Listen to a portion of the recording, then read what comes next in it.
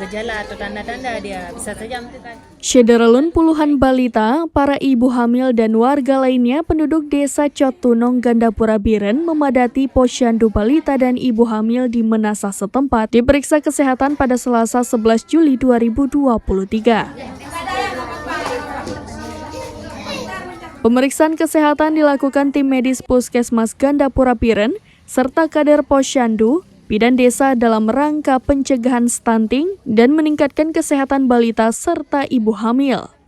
Wakil Kepala Puskesmas Gandapura, Muntasir SKM mengatakan, Desa Cotunong adalah salah satu desa lokus stunting di Gandapura. Posyandu juga merupakan perwujudan dari peran serta masyarakat dalam menjaga dan meningkatkan derajat kesehatan.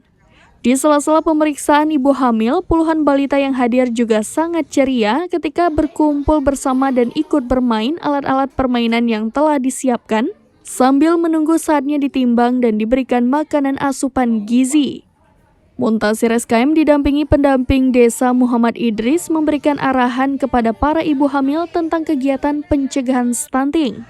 Bidan Desa Cotunong Cut Mutia AMD-Cap juga ikut memberikan informasi dan ikut memeriksa anak dan memberikan obat-obatan kepada ibu hamil dan informasi tentang pentingnya menciptakan ASI eksklusif bagi ibu hamil.